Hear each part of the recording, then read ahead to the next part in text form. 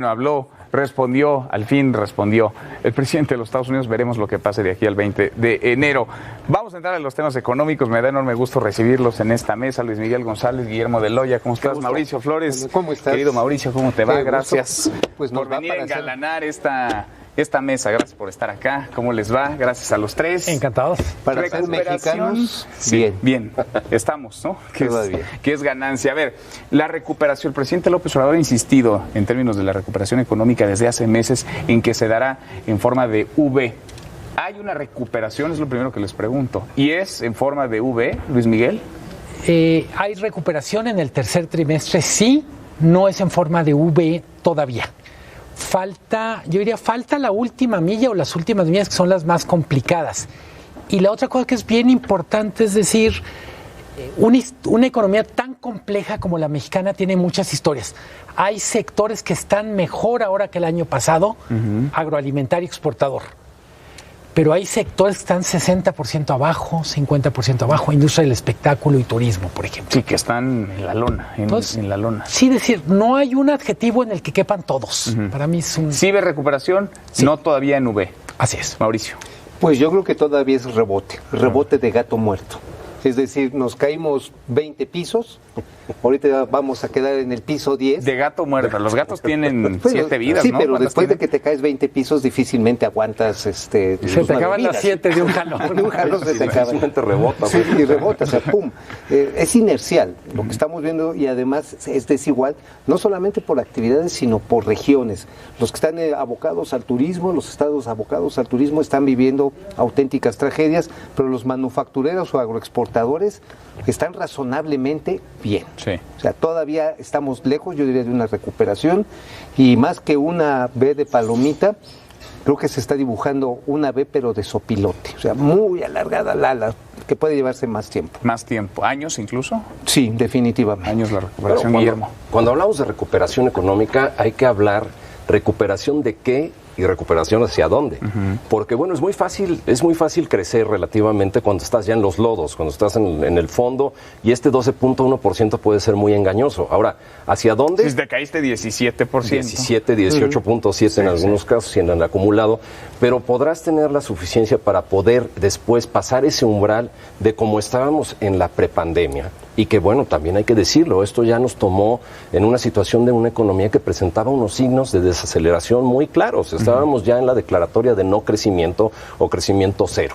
Y en esta situación, si es ahí a donde vamos, en las proyecciones más optimistas, se tiene en ciertas encuestas, que bueno, pues es una cuestión también medible por la parte de la percepción de opinión informada, como es la de Citibanamex, que hablan de una recuperación a llegar a los niveles de la prepandemia posterior al 2022 y probablemente en el 2023 o en el primer trimestre del 2023. Que haya una recuperación que se pueda presumir o que se pueda lucir en estos momentos, yo también creo que no es un buen momento para hacer un pronóstico ya con todos los elementos que todavía faltan analizar en lo que transcurra del año. En esta sopa de letras yo me quedo con la K. Hay unos que van para arriba y otros que van para abajo. Sí, es muy disímbolo, definitivamente. O sea, son muchas realidades al mismo tiempo. No me gusta del mensaje del presidente que por momentos parecería que ya se hizo la chamba. Y tengo la impresión que hay que remar mucho más para llegar a tierra firme. Cuando digo mucho más, es muchísimo más y en aguas mucho más turbulentas. La inversión privada sigue sin reactivarse. El consumo se recuperó relativamente rápido, pero ya empieza a perder fuelle. Y, ojo, los datos de inversión extranjera en septiembre no son muy buenos, más bien es la menor inversión extranjera registrada en los últimos meses. Y yo insisto, simplemente si el mensaje es como para decir no se rindan, vamos, está muy bien, pero si el mensaje es sinónimo de ya le hicimos, aguas. Totalmente de acuerdo. Fíjate que esa parte es fundamental, porque si bien es cierto, es como el entrenador de un equipo de fútbol. Si te ves, o tu manager en el boxeo. Tiene que motivarse, tiene que ser optimista. Tú vas ganando, tú sigue metiendo las manos, tú páralo con la cara. Sí. Pero bueno, como sea, te está animando. Pero efectivamente creo que estamos a las puertas de momentos muy críticos.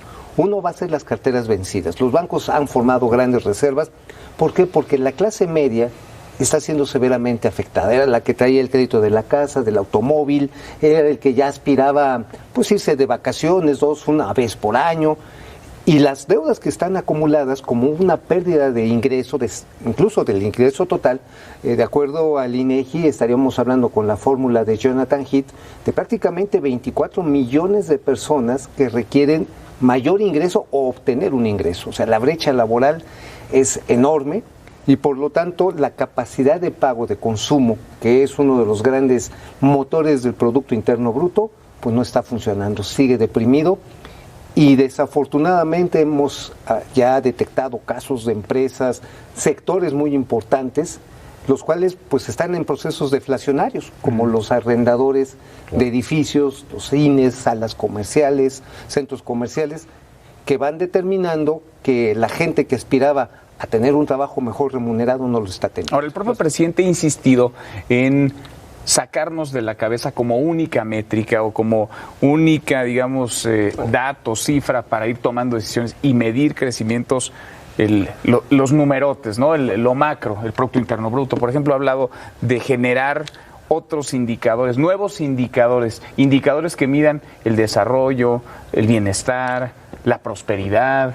¿Eso vale la pena que lo pongamos en la discusión en estos momentos o no? ¿Es una discusión que tendría que venir después? Vale la pena discutirlo todo el tiempo. El PIB es una medida muy importante, pero no es suficiente. Yo diría, no es en vez del PIB, sino además del PIB. Para mí, una de las medidas más dramáticas de qué es la economía mexicana es una cosa que se llama pobreza laboral. Quiere decir, personas que trabajan y que lo que ganan no les alcanza para comprar una canasta alimentaria.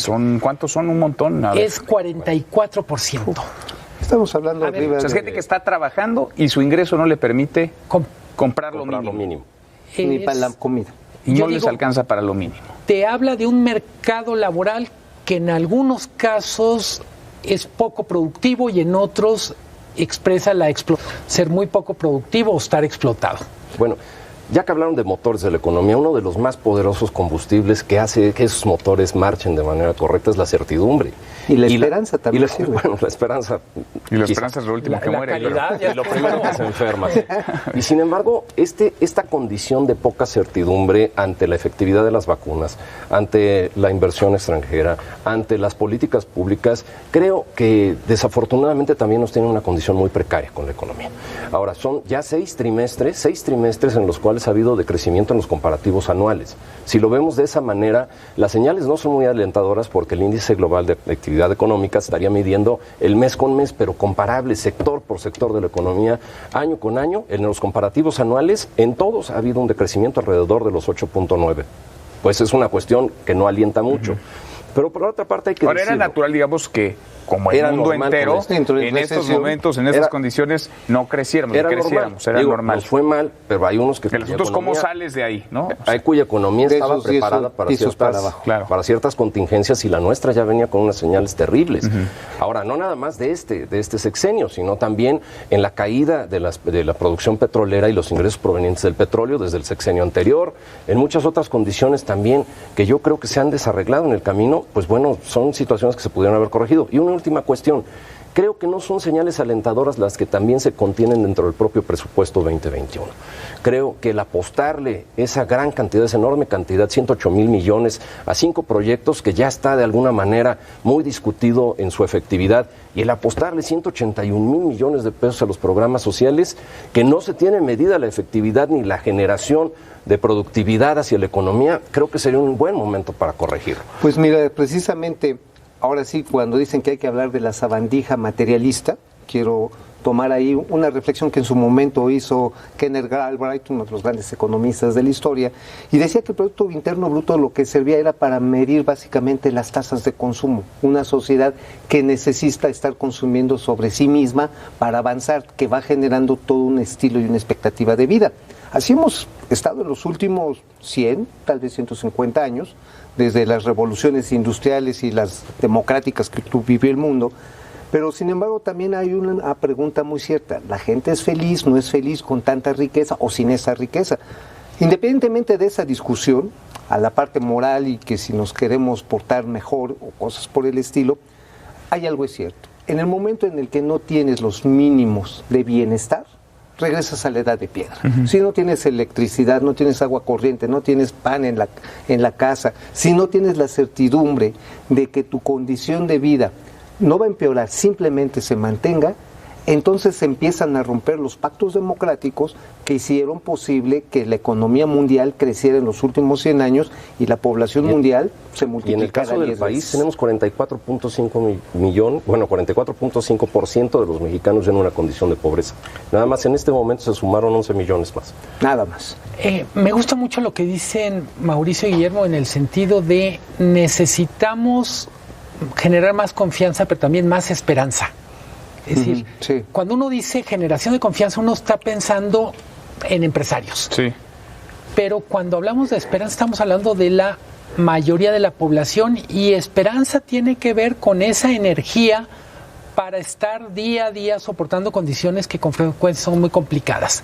Si la economía, la sociedad, las instituciones en este momento están generando en confianza y esperanza, yo diría no. Y tenemos que trabajar fuerte en eso. En ese sentido, más allá de los números, hay una narrativa necesaria. Y para mí, parte de lo que necesitamos en algunos temas es más flexibilidad. Lo veo en el sector privado, en los hogares. Todo el tiempo estamos revisando, yo diría casi semana a semana, oye, de lo que planeamos, qué se sostiene, qué hay que cambiar. Cuando vemos que el gobierno en algunos temas trae como escritos en piedra las tablas de la ley, las cosas que tenía planeado, uno dice, no es una derrota tener que cambiar algo, como en el hogar no es una derrota decir, oye, íbamos a comer carne y no alcanzó. Pero a ver, es interesante esto que menciona. A ver, la esperanza la debes cimentar en algo, es decir, porque la esperanza por sí sola no te alcanza, pero la esperanza de ir hacia dónde, ¿les parece que es consistente el mensaje, que es consistente, digamos, el rumbo? Y hablo no solamente del gobierno federal, hablo de los gobiernos estatales, porque queda claro que con estos datos, con estos números que conocemos, pues el camino es: vamos con cuidado, vamos con estrategia, vamos con orden, pero vamos para adelante en términos de la activación, de la reapertura económica. Y de pronto algunos gobiernos que dicen, no, acá vamos a meter freno de mano, no, acá vamos a prohibir, no, acá vamos a sancionar. Queda claro para el ciudadano para dónde vamos, es decir, qué hay que hacer para salir de donde hay que salir. Creo que no hay un mensaje claro, no hay un mensaje unificado, desafortunadamente, entre el gobierno federal y muchos gobiernos estatales. No todos, ha habido severas diferencias. Hay unos muy extremos, digo, el caso de Chihuahua. Creo que es ridículo al extremo de paralizar pues a la sociedad completa. Hay otros que buscan avanzar y darle posibilidad de la esperanza, por ejemplo, a la gente que tiene que salir, no sé, de Yucatán, que tiene que salir de Oaxaca, en las mañanas agarrar el transporte público para ir a trabajar y con su tapabocas, o subirse al metro aquí en Pantitlán y decir, pues me voy a echar una hora en este vagón con 200 personas y Ave María, dame puntería. Esa falta de dirección yo la estoy viendo en el que los mensajes cruzados de uno y otro nos están costando miles de muertos. Oficialmente sabemos que hoy son más de 101,000 muertos, más de 1 millón de contagiados oficialmente. No lo sabemos con exactitud, pero ese número que se ha ido multiplicando a tasas agigantadas demuestra que no hay un mensaje claro para enfrentar. Porque hay algunos esfuerzos aislados. Está el número de pruebas que se están aplicando ahora, digamos, a mayor volumen en la Ciudad de México. Ayer en tu estado, Luis Miguel, en Jalisco, el partido entre las Chivas y el América, digamos, es un paso que me imagino no tiene que ver con lo económico, tiene que ver con la señal que se envía en materia de vamos para adelante. Pero, insisto, entre un estado y otro, es más, entre una alcaldía y otra, la Ciudad de México, pues hay cambios, hay bandazos y hay confusión entre las personas. A ver, es normal que haya matices, que haya discusión. Lo que no hay normal es que ni en lo más importante estemos de acuerdo. Yo diría, tú insistes y yo estoy de acuerdo, hay que abrir lo que se pueda abrir, pero también contarnos este cuento de la gente está actuando impecablemente no es cierto. necesitamos ser mucho más responsables, necesitamos más cuidarnos. Para mí la gran lección de la pandemia es todos necesitamos a todos, todos dependemos de todos.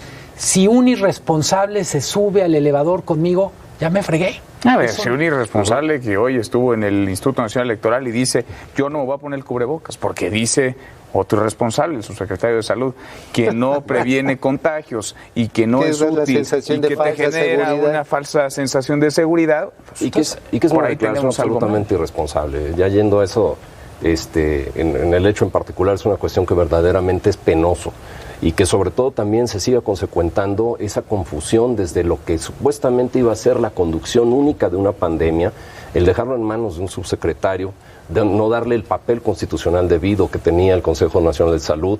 Quedó desbancado. Quedó desbancado, sí sesionó 2 ocasiones, creo que fue mucho, y desafortunadamente esto nos lleva nuevamente al tema de la incertidumbre. Si esto deviene en un rebrote que nos pueda llevar al confinamiento obligado ya cuando no existiese otra posibilidad para poder contener, creo que la economía, volviendo a la mesa en la economía, sería un daño ya irreversible. Yo creo que el problema no es el rebrote, son los rebrutos. Sí, hay rebrutos. Los rebrutos que hay tanto en la conducción de la pandemia como en la sociedad. Pero decías tú, Guillermo, y me parece importante, no hay manera de tener reactivación plena mientras no haya una solución plena al tema de la pandemia. Y así vamos a estar un tiempo. Y me refiero sobre... ¿Esperar? No, pero pienso, hay sectores que requieren para estar operando con normalidad que efectivamente la pandemia haya quedado atrás. Industria de los espectáculos. Sí. Los cines. Tú ponías el ejemplo, a ver, Chivas América, un Chivas América con 10% del estadio. Eso no es una recuperación plena. No, es solamente un intento de recuperarlo, intentarlo de avanzar. Pero fíjate que esto mencionabas, Luis Miguel, me parece muy importante que no solamente se trata de la solución plena definitiva. Los cuidados que hemos empezado a aprender de ser más higiénicos, lavarnos las manos, echarnos gel, limpiarnos los pies, prácticas sanitarias que antes de esta pandemia, iba mucha gente a comer, no sé, ni las uñas se tallaba.